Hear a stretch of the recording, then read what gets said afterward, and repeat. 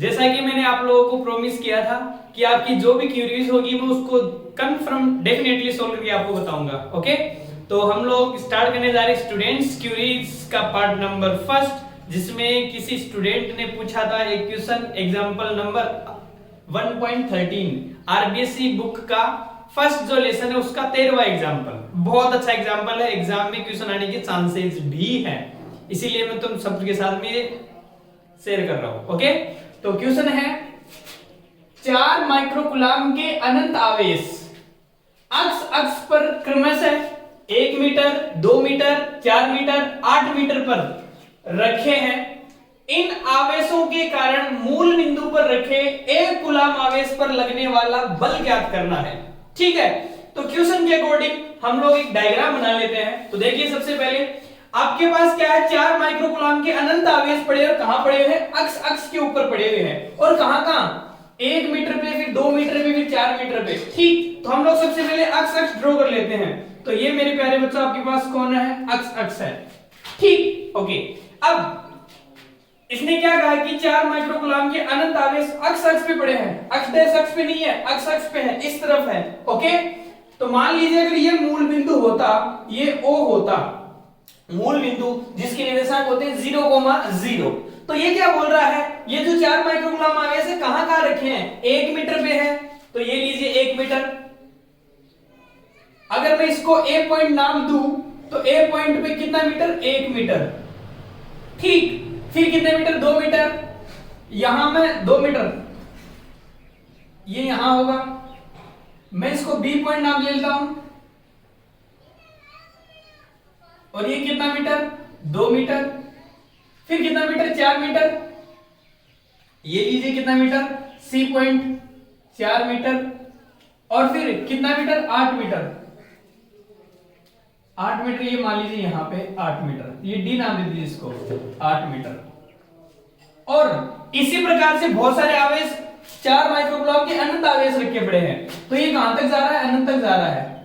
तो हमें पता लग गया, हमें क्या पता लग गया कि आपने अनंत आवेश कहां रखे हैं, अक्ष अक्ष पे रखे हैं। और कैसे कैसे रखे हैं, पहला आवेश रखा आपने 4 माइक्रोकूलाम का 1 मीटर पे, फिर 2 मीटर पे, फिर 4 मीटर पे, फिर 8 मीटर पे, अगला होगा 16 मीटर पे, उससे अगला होगा 32 मीटर पे। समझ गए आप लोग, मतलब दुगुना करते जा रहे हैं आप लोग। अच्छा, अब ये क्या बोलता है कि इन आवेशों के कारण मूल बिंदु पर रखे, मूल बिंदु कौन सा, O पॉइंट, और उस पे रखे कौन से कूलाम आवेश पर, 1 कूलाम आवेश पर।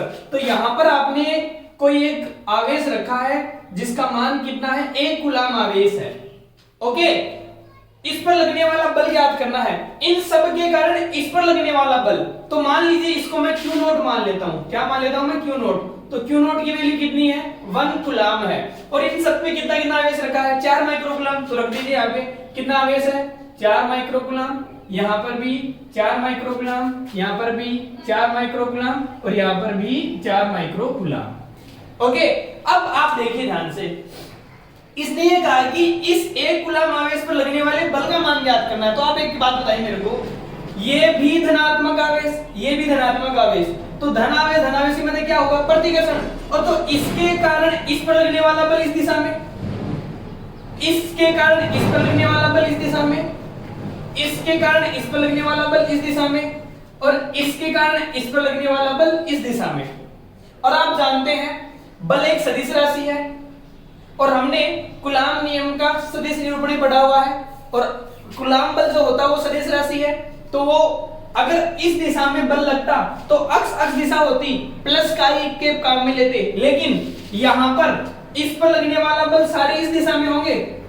इसके कारण इस पे लगने वाला बल FOA मान लेंगे, इसके कारण इस पे लगने वाला बल FOB मान लेंगे, इसके कारण इस पर लगने वाला बल FOC मान लेंगे, और इसके कारण इस पर लगने वाला बल FOD मान लेंगे। और उन सबकी दिशा किस तरफ होगी, अक्ष डैश अक्ष में होगी, मतलब ऋणात्मक एक्सिस में होगी। समझ गए आप लोग। फिर हम जानते हैं हम लोग यहाँ पर किस तरफ चल रहे हैं, अध्यारोपण के सिद्धांत की तरफ। याद कीजिए, किसी एक आवेश पर अन्य आवेशों पर लगने वाला बल जो होगा उन सब का हम लोग सदिश योग करते हैं। तो आप मेरे को बताइए, यहाँ पर इस FO पर या एक गुलाम आवेश पर लगने वाला जो बल होगा उसका परिणामी बल का मान कितना होगा, इन सब का सदिश योग मतलब क्या लिखेंगे आप, F O A vector plus F O B vector plus F O C vector plus F O D vector और P plus and so on. ये ऐसे चलता जाएगा क्योंकि अनंत आवेश रखे हैं। ओके, अब हम कूलम्ब बल का फॉर्मूला जानते हैं। कूलम्ब बल जो होता है वो क्या होता है, F इक्वल्स टू होता है, बोलो क्या, K Q1 Q2 upon R square और साथ में R कैप। ये कौन होता है आपके पास, कूलम्ब बल का वैल्यू। ठीक है, ओके, तो हम लोग यहां पर क्या लगाते हैं, कूलम्ब बल का मान लगाते हैं। तो FOA, आप बताइए मेरे को, इसको मान लेते हैं हम कौन, FO। बताइए सबसे पहले FOE की वैल्यू आप देखिए ध्यान से, इसके कारण इस पर लगने वाला बल इस ऋणात्मक अक्ष दिशा में होगा, इधर होगा। ओके, क्योंकि इसके इस पे देख रहे हैं ना, तो इस तरफ प्रतिकर्षण, इसके इस तरफ फिर भी प्रतिकर्षण बाहर की तरफ। ओके, इस टाइप में, तो ये हो जाएगा, बोलो कौन, आर कैप की वैल्यू कौन हो जाएगी, अक्ष अक्षिस है तो अक्ष दिशा में एक अक्ष दिशा होता है आई कैप, तो इसके ऋणात्मक दिशा में कौन होगा, माइनस आई कैप। और के आप जानते हैं Q1 कौन है, Q0 है, और Q2 कौन है, जो Q है वो है। क्योंकि हम इन सबको Q मान लेते हैं क्योंकि सब पर आवेश कितना है, 4 माइक्रोकूलम्ब है। तो यहां इस पर लगने वाला बल हम लोग क्या लिखते हैं, हम लोग लिखते हैं क्या, K Q0 Q अपॉन बीच की दूरी R स्क्वायर, बीच की दूरी कितनी है, 1 मीटर, तो कितना हो जाएगा, 1 का स्क्वायर, और साथ में सदिश एकांक सदिश, बोलो आर के पीछे कौन हो जाएगा, आई कैप या माइनस आई कैप, इस डायरेक्शन में प्रतिकर्षण बाहर की तरफ माइनस आई कैप, ये लीजिए माइनस का आई कैप, फिर प्लस बोलो एफ ओ बी, तो इस केवल इस पे लगने वाला बल ये भी माइनस आई कैप दिशा में, तो बताओ क्या हो जाएगा, के Q not Q divided by, अरे क्यू क्यू लिखा, ये 4 माइक्रोकूलम्ब, ये 4 माइक्रोकूलम्ब है। ओके, डिवाइडेड बाई इन दोनों के बीच की दूरी, बताओ O और B के बीच की दूरी कितनी है, 2 मीटर, तो कितना हो जाएगा, 2 का स्क्वायर, और साथ में बोलो क्या, माइनस का आई कैप, फिर प्लस FOC, इस C पर उपस्थित आवेश का इस पर लगने वाला बल, वो भी प्रतिकर्षण बल ऋणात्मक दिशा में, बताओ क्या हो जाएगा, K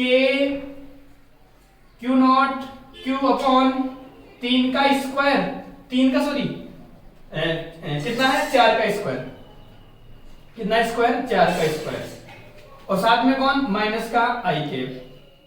सिमिलरली FOD, D के कारण इस पर लगने वाला बल, वो भी ऋणात्मक दिशा में, बताओ क्या हो जाएगा, K इसका मान Q नॉट, इसका मान Q डिवाइडेड बाई इन दोनों के बीच की दूरी, बताओ दोनों के बीच की दूरी कितनी हुई, 8 मीटर, तो 8 का स्क्वायर, और साथ में कौन, माइनस का आई cap.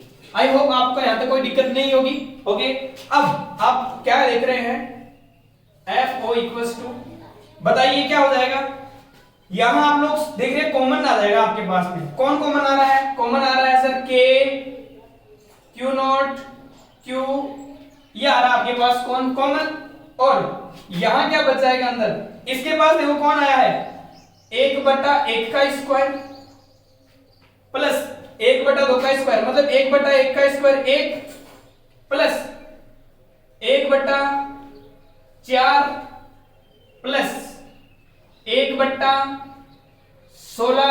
Plus 1/64 plus and so on, और साथ में कौन, माइनस का आई कैप। ये यहां तक आप सोल्व कर सकते हो आराम से। देखिए K Q नॉट और Q तो बाहर आ गया कॉमन, यहां बचा 1/1 का स्क्वायर, 1/1 मतलब 1/1 प्लस यहां बचेगा 1/2 का स्क्वायर, 1/4 प्लस 1/16 प्लस ये। ओके, अब सोल्व करते हैं आगे।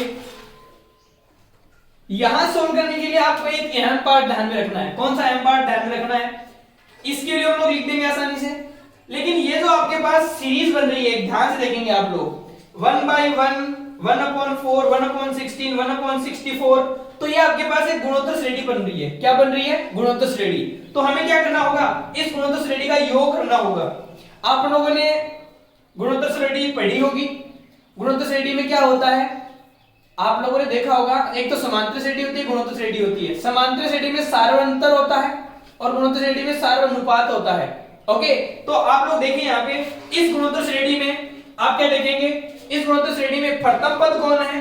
1/1 1 है। मतलब ये जो श्रेणी आप लोग सोल्व करेंगे, इस श्रेणी में सोल्व करते समय आप लोगों को क्या दिखेगा कि इसका जो प्रथम पद दिखेगा वो a की वैल्यू कितनी होगी? 1 होगी। उसके बाद में हम लोग क्या निकालते हैं? हमें इसका योग करना है ना, तो योग का फॉर्मूला आप जानते हैं। तो योग करने के लिए आपको क्या चाहिए? प्रथम पद चाहिए। और ये आपको क्या चाहिए? सार अनुपात। सार अनुपात आप कैसे दिखाते हैं? r से दिखाते हैं। और सार अनुपात कैसे ज्ञात करते हैं? इसमें इसका डिवाइड करते हैं, इसमें इसका डिवाइड करते हैं, इसमें इसका डिवाइड करते हैं। तो आप लोग देख रहे हैं सामने क्या 1/4 आएगा। 1/4 1/4 1/4 1/4। तो हर जगह आपको सार अनुपात कितना दिखेगा? 1/4। तो ये लीजिए कौन हो जाएगा आपके पास? 1/4।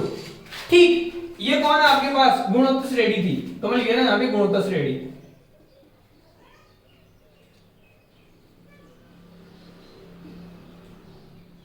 ठीक, अब इसका योग करते हैं। तो आप लोगों ने n पदों का योग का फॉर्मूला पढ़ा होगा। क्या होता है n पदों का योग का फॉर्मूला गुणोत्तर श्रेणी में? क्या हो जाएगा? वो हो जाएगा, बोलो, a/1 - r। फॉर्मूला याद होगा आपको? ओके, तो a की वैल्यू कितनी है? 1/1 - r। r की वैल्यू कितनी है? 1/4। तो ये लीजिए 1/4। इसको सोल्व करेंगे, एलसीएम कितना आ जाएगा? 4। तो ऊपर कौन है? 1, नीचे कौन आ जाएगा? 4 - 1/4। तो 4 चला जाएगा ऊपर। तो बताओ कितना आ जाएगा इसकी वैल्यू? 4/3। ठीक है, ये कौन आ जाएगा आपके पास? आपके पास आ गया ये n पदों का योग। कौन से n पदों का? ये जो आपके पास गुणोत्तर श्रेणी बनी, इसके n पदों का योग बन गया। एक बार आप लोग यहां तक कीजिए, उसके बाद चलते हैं हम लोग आगे। तो इसका जो योग है आपके पास कितना आ गया? 4/3। ठीक है, इन n पदों का योग आ गया। अब हम लोग सोल्व कर लेते हैं इसको। f0 इक्वल्स टू, बोलिए, k का मान आप जानते हैं कितना? 9 × 10⁻9 इंटू q0 का मान आप जानते हैं, अभी दे रखा है। q0 का मान कितना? 1 कूलम। ये लीजिए 1 इंटू q कौन है? ये जो टोटल अनंत आवेश रखे हैं उनकी वैल्यू कितनी है? 4 माइक्रोकूलम। तो 4 माइक्रो मतलब 10⁻⁻6 इंटू इसका योग अभी हमने निकालिए कितना आया? 4/3। आप ये योग वाला, मेरे पास जगह तो स्पेस थोड़ा कम था इसलिए मैं इसको हटा दिया। आप योग वाला भी साथ में सोल्व करते रहेंगे। ठीक है, ये उसके बाद में है। तो ये इसका सॉल्यूशन कितना है आपके पास? 4/3। तो ये लीजिए कौन? 4/3 और साथ में कौन? माइनस का i के। आसान है, आगे चलते हैं। f0 इक्वल्स टू, बताओ, ये हो गया 3 टाइम कैंसिल और ये हो जाएगा 3 4 12 है और ये 4 48। तो ये 48 इंटू, बताओ आगे कितना? 10⁻9 और 10⁻⁻6। ये हो जाएगा 10⁻3 और साथ में माइनस का i के। ओके, और ये बल है, फोर्स है, और फोर्स की जो यूनिट होती है वो कौन होता है? न्यूटन। तो आप लोग क्या लिख देंगे यहाँ पे? न्यूटन। ओके, तो ये हो गया आपका question number, sorry example number 1.13। और भी अगर आपको कोई क्यूरी है तो आप लोग हमारे जो कंटिन्यू वीडियो चल रही है उनमें आप कमेंट कर सकते हैं। आप लोगों का हर एक चीज का सॉल्यूशन होगा। ओके, मिलते हैं अगली वीडियो में, तब तक के लिए गुड बाय।